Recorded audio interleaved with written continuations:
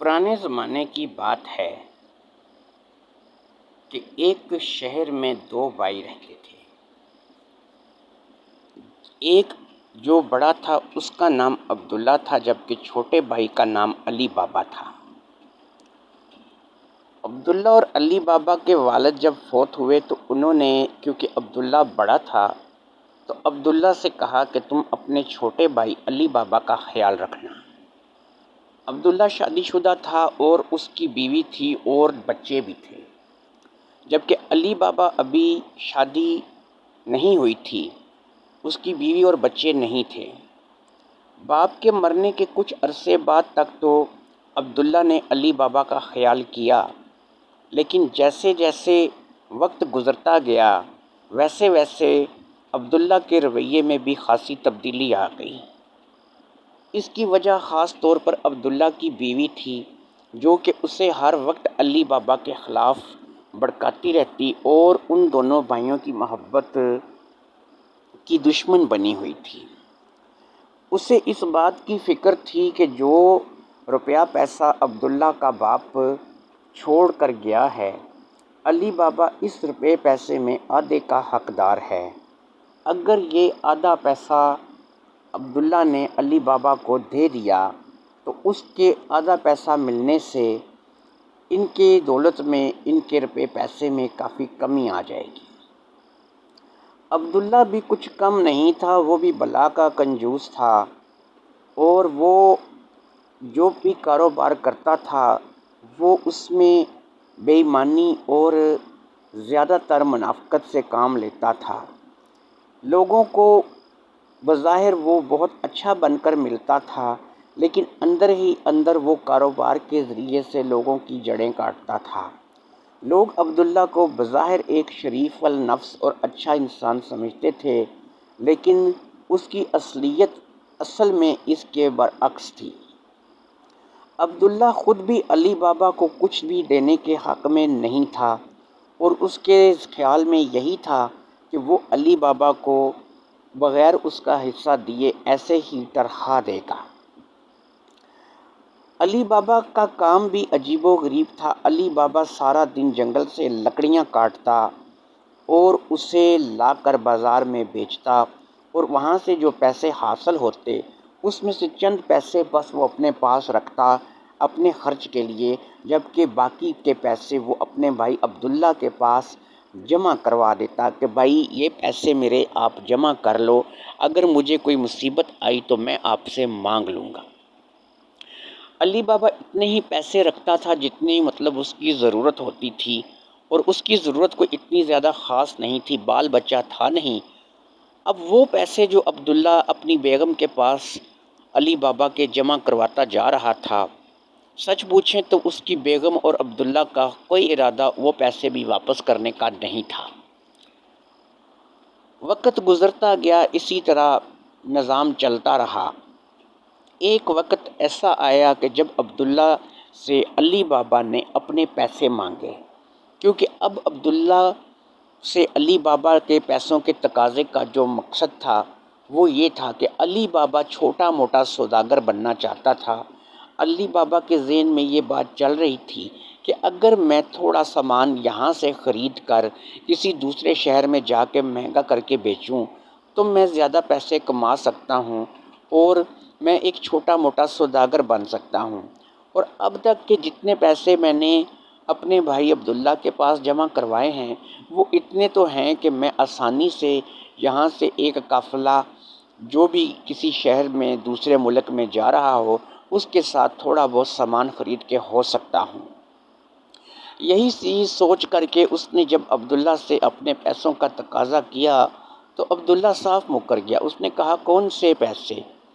بھائی تم اس گھر میں رہتے ہو، کھاتے پیتے ہو، تو اگر تم نے کچھ پیسے ہم لوگوں کو دے دیے تو وہ تو گھر کے خرچے میں خرچ ہو گئے، اب تو تمہیں کس چیز کے جو پیسے ہیں وہ ہم لوگ ادا کریں۔ اسی طرح جب عبداللہ نے علی بابا سے بے رخی برتی تو پہلی بار علی بابا کو ان کی اصلیت کا پتہ چلا اور اسے احساس ہوا کہ اب تک وہ دو پتھروں کے بیچ میں گزارا کر رہا تھا۔ عبداللہ کے بیٹے اگرچہ دو لڑکے تھے، اگرچہ وہ اچھے تھے لیکن وہ ابھی اس قابل نہیں تھے کہ وہ اپنے چچا کا دکھ سمجھ سکتے۔ ہاں، انہیں چچا سے ہمدردی ضرور تھی، کیونکہ جس حساب میں وہ روتا پیٹتا گھر سے باہر نکلا تھا، آج سے پہلے انہوں نے اپنے چچا کو اس قدر پریشان نہیں دیکھا تھا۔ اور تو اور عبداللہ نے اب اس کو گھر میں آنے پر بھی پابندی لگا دی اور علی بابا سے کہا کہ بھئی دیکھو، ایسا ہے کہ میں تمہارا بڑا بھائی ہوں اور یہ جو کچھ بھی ہے والد صاحب نے میرے نام کیا تھا، تم اپنا ٹھکانہ کرو، تم اپنے لیے کوئی اور جگہ ڈھونڈو۔ علی بابا کے پاس اس قدر کوئی ایسا نظام نہیں تھا، نہ اس کے پاس کوئی کاغذات تھے، نہ اسے کوئی ایسا اس کے پاس کوئی گواہ تھا کہ جس کو وہ سامنے رکھ کے اپنے بھائی عبداللہ کی بات کو جھٹلا سکتا۔ جبکہ عبداللہ ایک نوسر باز اور منافق ٹائپ کا آدمی تھا، اس لیے وہ کسی بھی طریقے سے اس بات کو ثابت کر سکتا تھا کہ واقعی والد نے علی بابا کو کوئی حصہ نہیں دیا۔ علی بابا کا ایک ہی دوست تھا اس شہر میں، اس کا نام رمضان تھا۔ رمضان انتہائی غریب سا بندہ تھا، وہ بھی محنت مزدوری کرتا تھا اور 2 وقت کی روٹی کھا کر اللہ کا شکر ادا کرتا تھا۔ بھائی کے گھر سے چھٹی ہونے پر اب علی بابا رمضان کے پاس رہنے لگا اور اس نے رمضان سے کہا کہ دیکھو بھائی، میں اب بھی لکڑیاں کاٹ کر لایا کروں گا اور اسی طرح شہر میں بیچا کروں گا، اور اب میں خود پیسے اکٹھے کروں گا اور اپنے پاس اتنے پیسے جمع کروں گا کہ میں اپنے بھائی عبداللہ کو ایک سوداگر بن کے دکھاؤں گا۔ رمضان بھی علی بابا کا ہم خیال تھا، کیونکہ وہ بھی ایک غریب اور مزدور آدمی تھا۔ تو اب سسٹم یہ شروع ہو گیا کہ صبح ہوتے ہی دونوں اپنے اپنے کام سے نکل جاتے۔ رمضان کو جو بھی مزدوری ملتی وہ اللہ کا نام لے کر لیتا۔ ادھر علی بابا کو ایک اور سہولت ہو گئی کہ رمضان نے ایک گدھا رکھا ہوا تھا، وہ گدھا اب علی بابا کے کام آنے لگا۔ پہلے ایسا ہوتا تھا کہ علی بابا جو لکڑیاں کاٹتا تھا ان کا ایک گٹھا بنا کر وہ سر پر اٹھا کر کے بازار لاتا تھا اور بیچتا تھا، جس سے اس کو قدرے کم پیسے ملتے تھے۔ اب اس گدھے کی وجہ سے علی بابا بازار میں زیادہ لکڑیاں لانے لگا اور اسے زیادہ پیسے ملنے لگے۔ اسی طرح کچھ وقت گزر گیا، جنگل سے لکڑیاں کاٹنا روز کا علی بابا کا معمول تھا۔ ایک دن وہ لکڑیاں کاٹتے کاٹتے اپنے جنگل سے کافی دور نکل گیا۔ یہ ایک پہاڑی علاقہ تھا، جہاں پر بھی پہاڑوں کے ارد گرد درختوں کی بہتات تھی اور بہت سارے درخت لگے ہوئے تھے۔ علی بابا کو یہاں کی لکڑیاں اچھی لگیں، اس نے کہا کہ یہ لکڑی مجھے قیمتی معلوم ہوتی ہے، ان کو بیچوں گا تو ہو سکتا ہے کہ مجھے بازار میں زیادہ پیسے ملیں۔ وہ ایک درخت پر بیٹھ کر لکڑیاں کاٹ رہا تھا، درخت کی ٹہنیاں کا چھوٹے پیس کر کے وہ نیچے پھینکتا چلا جا رہا تھا۔ نیچے ہی اس کا درخت کے پاس اس کا گدھا بندھا ہوا تھا، جس پر اس نے ان لکڑیوں کو لاد کر کے لے کر جانا تھا۔ اتنے میں علی بابا دیکھتا کیا ہے کہ دور سے مٹی دھول اڑتی ہوئی نظر آ رہی ہے۔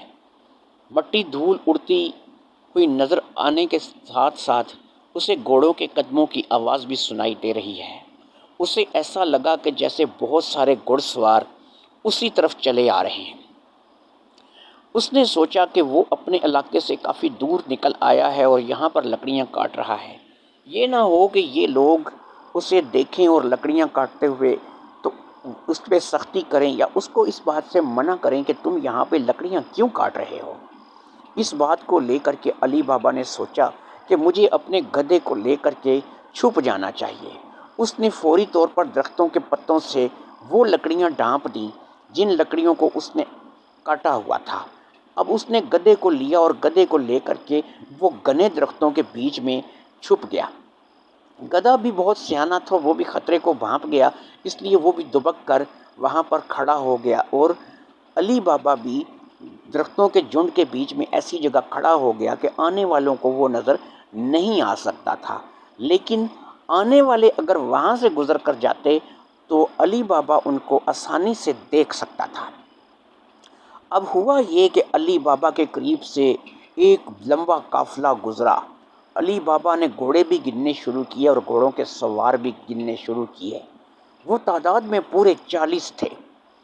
سب نے سیاہ رنگ کے لباس پہن رکھے تھے اور سیاہ رنگ کے کپڑوں سے اپنے چہرے ڈھانپ رکھے تھے۔ سب سے آگے والا جو سردار تھا، جس کا سب سے پہلے گھوڑا وہاں سے گزرا تھا، اس کا لباس تو سیاہ تھا، مگر اس نے چہرہ اپنا لال رنگ کے کپڑے سے ڈھانپ رکھا تھا۔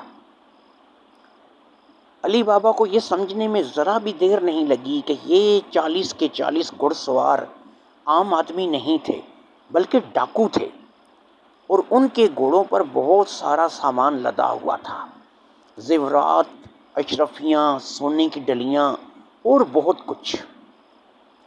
اتنے میں ایک اور حیرت انگیز بات ہوئی۔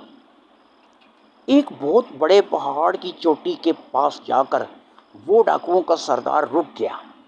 اس کے رکتے ہی تمام گھوڑے لائن سے اس غار کے پاس، اس پہاڑی چوٹی کے پاس جا کر کے کھڑے ہو گئے۔ یہ پہاڑ بڑا عجیب و غریب سا تھا۔ ایسا محسوس ہوتا تھا جیسے بالکل ایک بڑا سا دروازہ۔ پھر ہوا یہ کہ اس سردار نے اپنا دایاں ہاتھ فضا میں بلند کیا اور ایک آواز اس کے منہ سے نکلی، ایک گرجدار آواز، اور اس نے کہا، کھل جا سم سم۔ جیسے ہی سردار نے کھل جا سم سم کا نعرہ لگایا، وہ دروازہ جو کہ پہاڑ معلوم ہو رہا تھا وہ کھلتا چلا گیا۔ جیسے ہی پہاڑ کا وہ دروازہ کھلا، ڈاکو اپنے گھوڑے سمیت اس دروازے سے اندر داخل ہو گیا۔ ڈاکو کے اندر داخل ہونے کے بعد باقی سارے گھڑ سوار بھی ڈاکو کے پیچھے پیچھے اسی غار میں اندر داخل ہو گئے۔ اندر داخل ہونے پر ایک دفعہ پھر علی بابا کے کانوں میں وہی آواز پڑی، کھل جا سم سم۔ جیسے ہی علی بابا کے کانوں میں وہ آواز پڑی، اللہ کی کرنی کہ وہ دروازہ خود بخود بند ہونے لگا۔ اس عجیب و غریب قدرت کے کرشمے کو دیکھ کے علی بابا حیران رہ گیا اور سوچنے لگا کہ یہ کیا ماجرا ہے، یہ کیسی غار ہے۔ بہرحال کافی دیر تک علی بابا وہیں پہ دبکا بیٹھا رہا۔ اس میں اتنی ہمت نہیں تھی کہ وہ وہاں سے نکل بھاگے، کیونکہ اگر وہ وہاں سے نکلتا اور اسی وقت ڈاکو واپس آ جاتے تو علی بابا کے پھنسنے کا بھی امکان تھا۔ اس لیے وہ چاہتا تھا کہ ڈاکو یہاں سے ہو کر کے چلے جائیں تو پھر وہ غار کی طرف بڑھے، یا پھر وہ یہاں سے واپس جائے۔ اللہ کی کرنی کافی وقت گزر گیا اور کافی وقت کے بعد، تقریباً گھنٹہ بھر کے بعد، ڈاکو ایک دفعہ پھر اسی غار سے نکلے۔ اب کی بار بھی ڈاکوؤں کے سردار نے وہی الفاظ کہے، اور پھر جب باہر آیا تو دوبارہ اس نے کھل جا سم سم کہا، بند ہو جا سم سم بولا۔ جب وہ دوبارہ باہر آیا تو اس نے بند ہو جا سم سم بولا تو غار بند ہو گئی۔ تو اب علی بابا کو اس کوڈ کا پتہ چل گیا کہ اگر کھولنا ہے تو کھل جا سم سم، اگر بند کرنا ہے تو بند ہو جا سم سم۔ یہ بات سن کر کے علی بابا بہت ہی خوش ہو گیا۔ اسے بہت جلد امیر ہونے کا راستہ پتہ چل گیا تھا۔ ان ڈاکوؤں کی لوٹی ہوئی اشرفیوں، سونے کی ڈلیوں اور زیورات سے اگر وہ تھوڑا سا مال بھی اپنے ساتھ لے جاتا تو وہ امیر کبیر آدمی بن سکتا تھا۔ یہی سوچ کر علی بابا نے اللہ کا نام لے کر اپنے قدم اس غار کی طرف بڑھا دیے۔ ڈاکو جا چکے تھے، اب اسے اس چیز کا غم نہیں تھا۔ اسے اس چیز کا اندازہ تو تھا کہ اگر ڈاکو واپس آئے تو ان کو آنے میں کافی دیر لگے گی، وہ ابھی واپس نہیں آئیں گے۔ اسی چیز سے مطمئن ہو کر اس نے لکڑیاں جو کاٹ رکھی تھی ان کو وہیں پہ رہنے دیا اور اپنے گدھے کو ساتھ لے کر کے وہ اس غار کے سامنے جا کر کھڑا ہو گیا۔ علی بابا نے اپنا سیدھا ہاتھ فضا میں بلند کیا اور زور سے آواز لگائی، کھل جا سم سم۔ جیسے ہی علی بابا نے کھل جا سم سم کا نعرہ لگایا، غار کا دروازہ کھلتا چلا گیا۔ وہ غار پہاڑ کے اندر بنی ہوئی تھی۔ اب ڈرتے ڈرتے علی بابا اپنے گدھے کے سمیت اس غار کے اندر داخل ہو گیا۔ کچھ دیر آگے چلنے پر تو وہ غار بالکل ایسی تھی کہ جیسے یہاں پر کچھ بھی نہیں ہے، لیکن اس کے بعد وہ غار پھیلتی چلی گئی وہ غار کیا تھی؟ پہاڑ کے اندر ایک بہت بڑا محل تھا۔ علی بابا نے دیکھا ہر طرف سونے کے زیورات، اشرفیاں، سونے کی ڈلیاں، سونے کے ٹکڑے ایسے پڑے ہیں جیسے دنیا بھر کا خزانہ یہاں پر اکٹھا ہو گیا ہو۔ اس چیز کو دیکھ کے علی بابا نے فٹافٹ سے وہاں سے زیورات، اشرفیاں، سونا اپنے گدھے کے اوپر جو تھیلا باندھ رکھا تھا اس تھیلے میں ڈالنے شروع کر دیے۔ آج وہ لکڑیوں کی جگہ پر یہ سب چیزیں لے کر کے جانے والا تھا، اور پھر اس نے اللہ کا نام لے کر وہاں سے کافی سارا مال اکٹھا کیا، اور پھر اپنے گدھے کے ساتھ وہ غار سے باہر نکل گیا۔ جتنا مال اس نے سمیٹ لیا تھا میرے خیال میں اس کی اگلی زندگی کے لیے کافی تھا۔ اب اسے اور لالچ نہیں تھی، وہ اسی مال کو اگر فروخت کرتا تو ایک امیر کبیر آدمی بن سکتا تھا، جو کہ اس کے لیے آسان تھا۔ غار سے باہر نکل کر اس نے ایک دفعہ پھر اپنا سیدھا ہاتھ فضا میں بلند کیا اور آواز لگائی، بند ہو جا سم سم۔ جیسے ہی اس نے یہ آواز لگائی، غار کا دروازہ خود بخود بند ہو گیا۔ علی بابا اپنے گدھے پر سوار واپسی کے سفر پہ روانہ ہوا۔ رمضان کے گھر وہ پہنچ گیا، جہاں پر وہ رمضان کے ساتھ رہ رہا تھا۔ رمضان نے جب دیکھا کہ آج علی بابا گدھے پر لکڑیاں نہیں لایا بلکہ تھیلے میں کچھ اور چیز لے کر کے آیا ہے، رمضان بھی تھوڑا پریشان ہو گیا کہ شاید آج لکڑیاں علی بابا کو نہیں ملی۔ علی بابا نے رمضان کو اپنے ساتھ اندر چلنے کا اشارہ کیا، اور پھر علی بابا نے وہ تھیلا جو کہ اشرفیوں سے، سونوں کی ڈلیوں سے اور زیورات سے بھرا ہوا تھا، اسے رمضان کے سامنے الٹ دیا۔ رمضان نے جب یہ سب چیزیں دیکھی تو اس کی آنکھیں چکا چوندھ ہو گئی۔ وہ کہنے لگا کہ علی بابا یہ کیا ہے؟ یہ کہاں سے لے آئے ہو یار؟ یہ اتنا قیمتی خزانہ تمہیں کہاں سے مل گیا؟ تو علی بابا نے کہا کہ دیکھو، تم آم کھاؤ، پیڑ مت گنو، بس یہ اللہ نے مجھے دے دیا ہے، مجھ پر کرم کر دیا ہے۔ اگر تم اس خزانے کے پیچھے کے راز کو جاننا چاہو گے تو اس میں تمہارے لیے خطرہ ہے، اس لیے بہتر یہی ہے کہ تم یہ راز راز ہی رہنے دو، اور اب یہ بتاؤ کہ ہم دونوں اس خزانے کا کیا کریں؟ رمضان نے کہا کہ پھر ایسا کرتے ہیں کہ کسی اچھے سنار کے پاس ان چیزوں کو فروخت کرتے ہیں، اور اس کے بدلے میں جو روپیہ ملے گا، جو اشرفیاں ہمیں ملیں گی، اس سے ہم اپنا ایک اچھا سا عالیشان سا گھر بنائیں گے، اچھا سا کاروبار کریں گے، اپنی دکان لگائیں گے، سوداگری کا سامان خریدیں گے اور دوسرے ملکوں میں جا کے بیچیں گے تاکہ ہم لوگ اور امیر ہو جائیں۔ علی بابا کہنے لگا، میرے بولے رمضان، یہ اتنا مال ہے کہ تمہیں اندازہ نہیں ہے کہ اگر ہم نے اس مال کو فروخت کر دیا تو یہ مال فروخت کرنے کے بعد ہمیں عمر بھر کام کرنے کی ضرورت نہیں پڑے گی۔ ہاں، ہم یہ ضرور کریں گے کہ صبح ہم یہاں سے نکل جائیں گے اور یہ مال ہم اپنے شہر میں نہیں بلکہ یہاں سے دور کسی دوسرے شہر میں جا کے فروخت کریں گے، تاکہ یہاں کے شہر کے لوگوں کو اس مال کا پتہ نہ چلے۔ اگلے ہی دن رمضان اور علی بابا اپنے شہر سے روانہ ہو گئے، اور انہوں نے اپنے شہر سے دور، بہت دور ایک اور شہر کی راہ اختیار کی۔ وہاں پر جا کر کے علی بابا اور رمضان نے وہ سارا مال ایک بہت بڑے تاجر کو فروخت کر دیا۔ وہ تاجر بہت مالدار تھا جس نے یہ سامان خرید لیا۔ وہاں سے جو پیسے اشرفیوں کی شکل میں آپ کو بتا دوں کہ اس دور میں اشرفیاں چلتی تھی، پیسوں کے طور پہ اشرفی چلتی تھی، وہاں سے جو اشرفیاں ان کو ملیں ان کو لے کر کے یہ دونوں گھر واپس آ گئے۔ اب گھر واپس آ کر کے انہوں نے فٹافٹ کچھ اشرفیاں بیچ میں سے خرچ کر کے ایک عالیشان گھر خریدا، اور پھر بازار میں ایک بڑی دکان خرید کر دونوں نے اس دکان میں اچھا خاصا مال ڈالا اور وہاں پر مال بیچنے بیٹھ گئے۔ اب بازار بیچ میں انہوں نے دکان کھول لی اور اسی بازار میں کچھ فاصلے پر ہی عبداللہ کی دکان تھی۔ عبداللہ کو جب یہ پتہ چلا کہ اس کا بھائی علی بابا ایک عالیشان گھر خریدا ہے اور ایک بڑی دکان اس بازار میں خرید کر سامان بیچنے بیٹھ گیا ہے، تو اس کے سینے پر تو سانپ لوٹنے لگا۔ وہی علی بابا جسے اس نے گھر سے نکال دیا تھا اور اس کے پیسوں پر بھی قبضہ کر لیا تھا، اور اس کے پاس تو پھوٹی کوڑی نہیں تھی، تو پھر یہ ایک دم سے علی بابا اس قدر امیر کیسے ہو گیا تھا؟ کون سا قارون کا خزانہ تھا جو کہ علی بابا کے ہاتھ لگ گیا تھا؟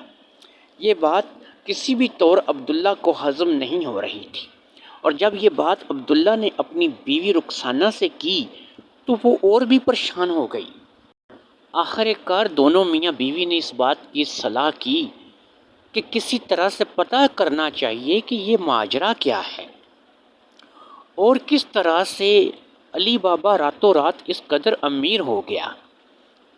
اس کام کے لیے رخسانہ نے علی بابا کے بھائی عبداللہ کو مشورہ دیا، یعنی اپنے شوہر سے کہا کہ تم ایسا کرو کہ علی بابا ہو سکتا ہے کہ تمہیں اس بارے میں نہ بتائے، تم رمضان سے اس بارے میں پتہ کرو کہ رمضان بھی تو اس کے ساتھ تھا۔ کل کو تھوڑے سے پیسوں پہ دیہڑی لگانے والا، مزدوری کرنے والا، آج علی بابا کے ساتھ عالی شان محل میں رہ رہا تھا، اچھی خاصی بڑی دکان میں اس کا ہاتھ بٹا رہا تھا، تو رمضان کو تو ساری بات پتہ ہوگی کہ اتنا مال علی بابا کے پاس کہاں سے آیا۔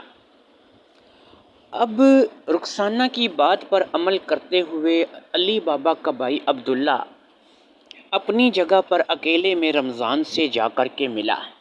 رمضان اس وقت دکان پر نہیں تھا، بلکہ کچھ سامان خریدنے بازار آیا ہوا تھا۔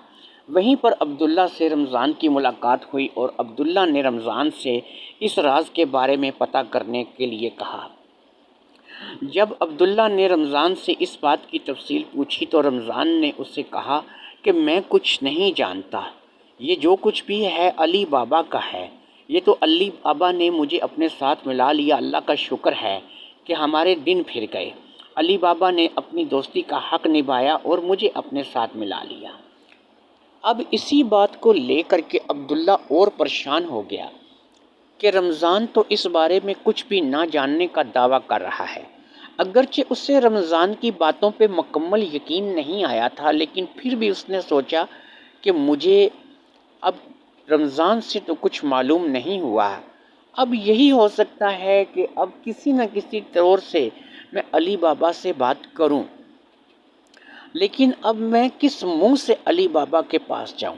خیر، اس نے سوچا کہ مجھے اس راز کا تو پتہ کرنا ہے، میں ہر حال میں علی بابا سے ملاقات کروں گا اور اس راز کا پتہ چلاؤں گا۔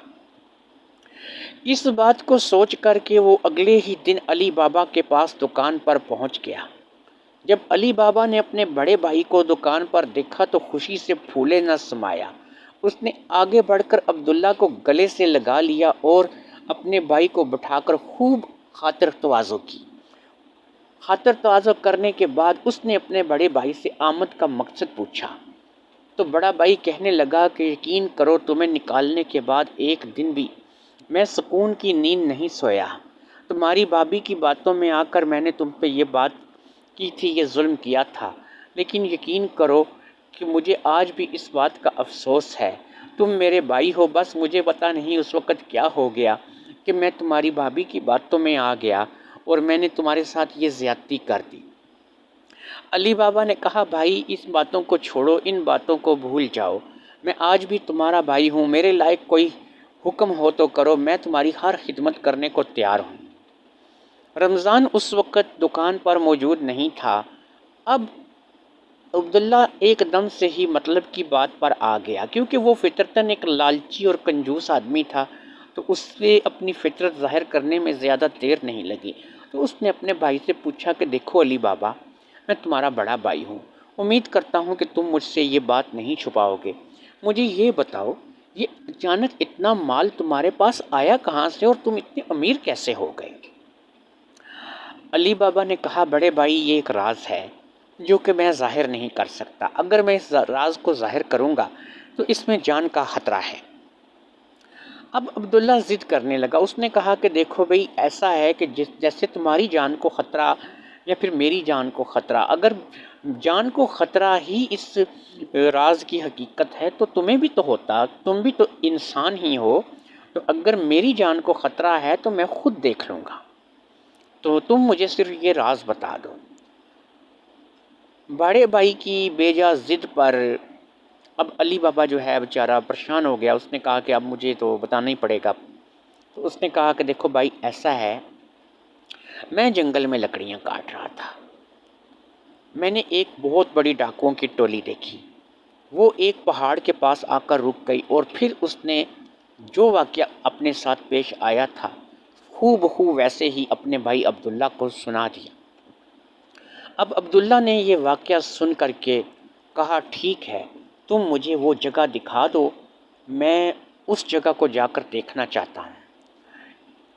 علی بابا نے کہا نہیں بھائی، میں تمہاری جان مصیبت میں نہیں ڈال سکتا، ان ڈاکوؤں کو ہو سکتا ہے اب تک اس بات کا پتہ چل گیا ہو کہ ان کے مال سے چوری کیا گیا ہے، تو میں ان کے مال سے کچھ چیزیں لے آیا ہوں، تو وہ ڈاکو ہو سکتا ہے اس وقت مجھے بھی ڈھونڈتے پھر رہے ہوں، تو ایسے میں تمہارا وہاں پر جانا خطرے سے خالی نہیں۔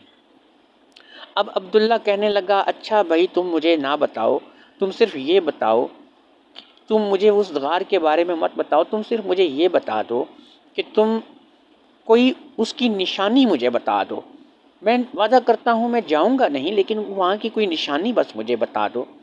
تو علی بابا نے کہا کہ میں نے جو لکڑیاں کاٹی تھیں وہ میں ادھر ہی چھوڑ آیا تھا، وہ ایک درخت کے نیچے پتوں سے ڈھکی ہوئی پڑی ہیں اور ابھی تک وہیں پر ہی ہوں گی۔ عبداللہ نے کہا ٹھیک ہے، میں بہرحال تم نے مجھے یہ بتا دیا ہے، مجھے بھی یہ کچھ خطرے کا ہی کام لگ رہا ہے، تو اس لیے میں اب جو ہے نہیں جاؤں گا۔ اسی دن عبداللہ اپنے بھائی سے مل کر گھر آیا اور گھر آ کر کے اس نے ساری کہانی اپنی بیوی رخسانہ کو کہہ سنائی۔ اب رخسانہ بڑی لالچی، اس نے جب اپنے شوہر کے منہ سے یہ کہانی سنی تو اس نے کہا کہ بھئی کب جا رہے ہو؟ اس نے کہا بیگم فکر ہی نہ کرو، میں صبح ہی جانے کا انتظام کرتا ہوں۔ اب اس نے کیا کیا، صبح اس نے جناب کوئی 4-5 کھوتے یعنی گدھے اس نے 4-5 لے لیے، ان کے اوپر اس نے اچھی موٹی موٹی بوریوں کے تھیلے بنا کر ڈال دیے، ایک گدھے کی رسی پکڑ کے آگے چلنے لگا، باقی گدھے اس رسی کے پیچھے چلنے لگے۔ اب وہ علی بابا سے باتوں کے درمیان یہ تو جان چکا تھا کہ علی بابا کون سی طرف لکڑیاں کاٹنے کے لیے گیا تھا، اب اسی طرف کا رخ کر کے وہ آگے بڑھتا گیا، اسے اس درخت کی تلاش تھی جس درخت کے نیچے لکڑیوں کا ڈھیر ہو جو کہ پتوں سے ڈھکا ہوا ہو۔ خیر صبح کا نکلا ہوا دوپہر ہو گئی، یہ تو شکر ہے کہ اس نے کھانے کے لیے اپنے ساتھ کھانا رکھ لیا تھا جس کی وجہ سے اسے پریشانی نہیں تھی، اس نے پانی پیا، کھانا کھایا اور آخر کار وہ ایک ایسے علاقے میں جا پہنچا جو کہ علی بابا کے بتائے ہوئے نقشے پر پورا اترتا تھا۔ وہ ایک پہاڑی علاقہ تھا لیکن وہاں پر درختوں کا بھی کافی جھنڈ تھا، اور پھر تھوڑی سی کوشش کرنے پر اسے وہ درخت مل گیا جس درخت کے نیچے لکڑیوں کا ڈھیر پڑا تھا اور اسے پتوں سے چھپا دیا تھا علی بابا نے۔ اب اس ڈھیر سے بالکل سامنے ہی ایک بڑی پہاڑی تھی اور ایسا محسوس ہوتا تھا کہ وہ کوئی پہاڑی نہیں، ایک بہت بڑا دروازہ ہے۔ عبداللہ کو یہ احساس ہو گیا کہ یہی وہ غار کا دروازہ ہے جس میں ہو نہ ہو میرا بھائی گیا تھا۔ اب عبداللہ دوبارہ سے چلتا ہوا اس غار کے دروازے کے پاس جا کر کے کھڑا ہوا، اس نے اپنا سیدھا ہاتھ فضا میں بلند کیا اور کہا کھل جا سم سم۔ لو جی یہ الفاظ عبداللہ کے منہ سے ادا ہونے تھے کہ غار کا دروازہ کھلتا چلا گیا۔ غار کا دروازہ کھلتے دیکھ کر عبداللہ کی خوشی کا ٹھکانہ نہیں رہا، وہ تو بے حد خوش ہو گیا، اس نے کہا یا اللہ میں کامیاب ہو گیا، میں تو پہنچ گیا اس خزانے کی غار پر، اور اب تو میں یہ سارا خزانہ تھوڑا تھوڑا کر کے لے جاؤں گا اور میں اتنا امیر آدمی بن جاؤں گا، اتنا امیر آدمی بن جاؤں گا کہ دنیا کا کوئی آدمی میرے مقابلے کا نہیں ہوگا۔ وہ اپنے 5-4 گدھے جو اس نے ساتھ لائے ہوئے تھے ان کے ساتھ غار میں داخل ہو گیا۔ تھوڑی دور چلنے تک غار میں کچھ بھی نظر نہ آیا، اور پھر اس نے جب تھوڑا سا مزید آگے بڑھا تو دیکھا ایک بہت بڑا محل، مٹی کے اندر، اس پہاڑی چٹان کے اندر ایک بہت بڑی غار، بہت بڑا محل، اور وہاں پر خزانے کا ڈھیر، اس قدر خزانہ کہ جس کی انتہا نہیں۔ میں آپ کو یہ بتاتا چلوں کہ جب وہ اندر آیا تھا تو اس نے بند ہو جا سم سم کہہ کے غار کا دروازہ بند کر دیا تھا۔ اب وہ اندر گدھوں پہ دولت بھرنے لگا، کبھی کسی میں اشرفیاں ڈالے، کسی میں سونے کے ٹکڑے ڈالے، کسی میں زیورات ڈالے۔ وہ اس کی جو اس کے گدھے تھے ان کے اوپر لدے ہوئے تھیلے مکمل بھر گئے، لیکن اس کی آنکھیں جو تھی وہ اس پہ جو ہے نا، وہ ابھی اس کی آنکھوں میں وہ چیز تھی کہ میں اور لے جاؤں، لالچ اس کی آنکھوں کی نہیں جا رہی تھی۔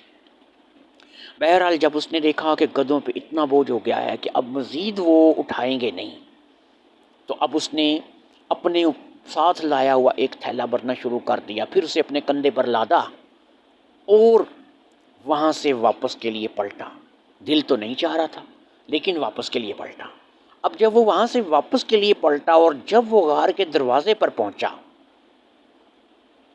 تو وہ منتر بھول گیا، وہ الفاظ بھول گیا کہ اس نے دروازہ کیسے کھولنا ہے۔ اب وہ بیچارہ وہاں پہ بیٹھ کے سوچنے لگا، کبھی وہ کہے کھل جا چم چم، کبھی وہ کہے کھل جا ٹم ٹم، کبھی وہ کہے کھل جا ڈم ڈم۔ اب وہ جو اصلی الفاظ تھے وہ اس کے منہ سے ادا نہیں ہو رہے تھے، اور غار کا دروازہ بند تھا، وہ کھل نہیں رہا تھا۔ اتنے میں وہ پریشان ہو گیا، سوچنے لگا کیا الفاظ تھے، ابھی تو تھوڑی دیر پہلے میں جب یہاں آیا تھا میں نے وہ الفاظ ادا کیے تھے، اب کون سے الفاظ ہو سکتے ہیں، میں کیا کہنا چاہتا تھا مجھے پتہ نہیں لگ رہا۔ خیر اتنے میں اندر سے کیا آواز آتی، باہر سے ایک آواز آئی، کھل جا سم سم۔ جیسے ہی باہر سے کھل جا سم سم کی آواز آئی وہ سمجھ گیا کہ ڈاکو آ گئے ہیں۔ اب وہ اندر غار کی طرف بھاگا اور اس نے کیا کیا کہ اپنے آپ کو سونے کے زیورات کے اشرفیوں کے ڈھیر کے نیچے اس نے چھپا لیا۔ لیکن آدمی کہاں چھپ سکتا ہے ان چیزوں کے نیچے، کوئی چیز ہوتی کوئی چھپنے والی تو بندہ چھپ بھی چاہتا، اور پھر اتنے 4-5 گدھوں کی موجودگی میں اب وہ ڈاکو 40 جو تھے وہ تو گدھے نہیں تھے کہ ان کو یہ پتہ نہ چلتا کہ غار کے اندر کوئی داخل ہوا ہے۔ خیر ڈاکو جب غار کے اندر داخل ہوئے تو ان کی سب سے پہلی نظر ان 5 گدھوں پر پڑی جو سونے سے، زیورات سے، سونے کی ڈلیوں سے لدے ہوئے تھے۔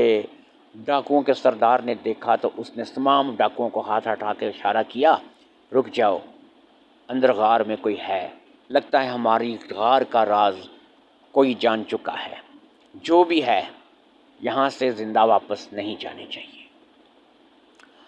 اب ڈاکو اپنے ساتھیوں کے ساتھ غار کے اندر داخل ہوا، اور پھر ڈاکوؤں کو جو چور پڑا تھا اس کی تلاش شروع ہو گئی۔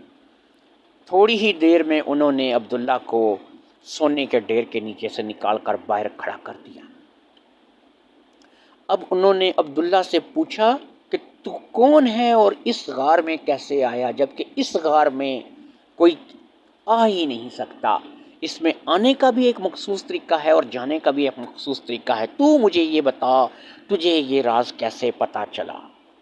اس نے کہا کہ میرا بھائی ہے علی بابا، اس نے مجھے یہ راز بتایا اور میں یہاں پر خزانہ لینے کے لیے چلا آیا۔ اب ڈاکوؤں نے کہا کہ مجھے یہ بتا کہ یہ تیرا بھائی علی بابا کہاں ہے، تو اس نے کہا میں فلاں شہر سے ہوں، میرا بھائی اسی شہر میں ایک دکان کرتا ہے، وہ بھی ایک سوداگر ہے، اور وہاں پر اس کا ایک عالیشان گھر ہے۔ تو اس نے کہا وہ کس چیز کی دکان کرتا ہے؟ تو کہنے لگا کہ وہ برتن کی دکان کرتا ہے۔ اب ڈاکوؤں کے سردار نے کہا کہ مجھے بتا تیرے ساتھ کیا سلوک کیا جائے۔ اس نے کہا جناب آپ مجھ سے ساری دولت لے لو، یہ گدھے بھی آپ رکھ لو، میں ان میں سے کوئی گدھا بھی واپس نہیں لے کر کے جاتا، جو کچھ بھی ہے آپ لے لو، بس مجھے یہاں سے آپ واپس جانے دو۔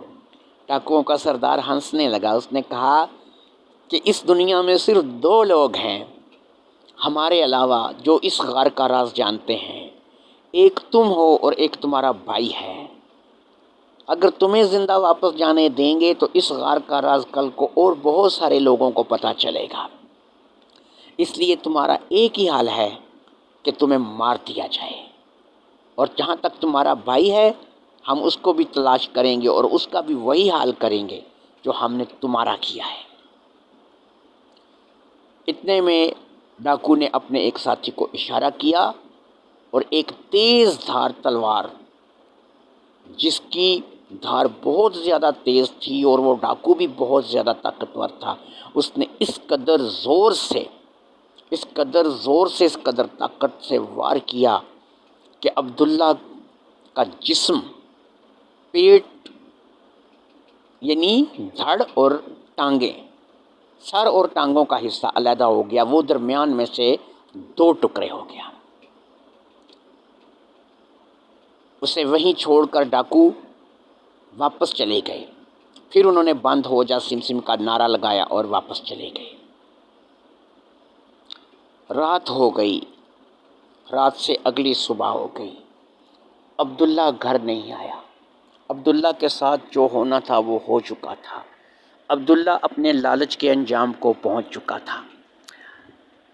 عبداللہ کی بیوی رخسانہ بے حد پریشان کہ اس کا شوہر گدھے لے کر کے مال لینے گیا تھا لیکن ابھی تک نہیں آیا۔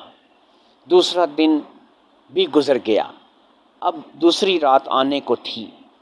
وہ گرتی پڑتی روتی پڑتی علی بابا کے پاس آ گئی۔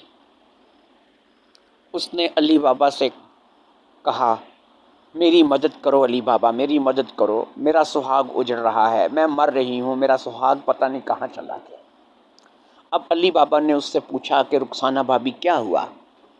تو اس نے کہا کہ میں تمہیں بتاؤں کہ وہ 5 گدھے لے کر کے خزانہ حاصل کرنے کے لیے اسی غار میں گیا تھا جہاں سے تم نے خزانہ لیا۔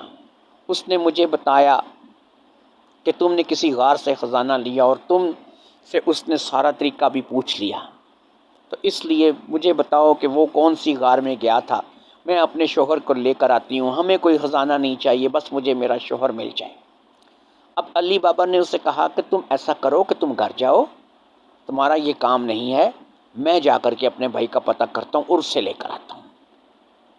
اب علی بابا نے اپنے والا گدھا بھی لے لیا اور رمضان کو بھی لے لیا، اور علی بابا اور رمضان اور ان کا گدھا اس غار کی طرف چلنے لگے۔ چلتے چلتے ان کو رات ہو گئی، لیکن انہوں نے اس چیز کی فکر نہیں کی، چاندنی رات تھی اور چاندنی رات میں سفر ویسے بھی ان کو اچھا لگ رہا تھا اور اس میں ان کو کسی قسم کی پریشانی نہیں آ رہی تھی۔ خیر رات ہوتے ہوتے وہ اس غار کے دروازے پر پہنچ گئے۔ علی بابا نے ہاتھ اٹھا کر کھل جا سم کا نعرہ لگایا اور پھر رمضان اور گدھے کے ہمراہ وہ غار کے اندر داخل ہو گیا۔ جب وہ غار کے اندر پہنچا تو اس نے دیکھا کہ اس کا بھائی مرا پڑا ہے اور اس کو درمیان میں سے کاٹ کے 2 کر دیا گیا ہے۔ اپنے بھائی کی اس حالت کو دیکھ کر کے علی بابا بہت غمزدہ ہوا۔ بہرحال اس نے اپنے بھائی کے جسم کے دونوں ٹکڑے گدھے کے اوپر رکھے اور ان کو اچھی طرح رسی سے باندھ دیا اور اس کو لے کر کے واپس چلا آیا۔ وہ جو 5 گدھے اس کے بھائی نے لائے تھے وہ بھی بیچارے ادھر غار میں ہی گھوم رہے تھے، وہ بھی رمضان اور علی بابا نے لیے اور ان کو بھی لے کر کے وہ غار سے نکل آئے۔ پھر بند ہو جا سم اور کھل جا سم کا کوڈ دہرایا گیا اور وہ لوگ وہاں سے نکل کر واپس شہر کی طرف آ گئے۔ قریب آدھی رات کے رخسانہ کے گھر کا دروازہ علی بابا نے کھٹکھٹایا۔ جب دروازہ کھلا تو وہ اس کے شوہر کی لاش کو لے کر کے گھر کے اندر داخل ہو گیا۔ اب اس گھر میں رونا پیٹنا پڑ گیا۔ کہ بھئی میرے شوہر کو مار دیا۔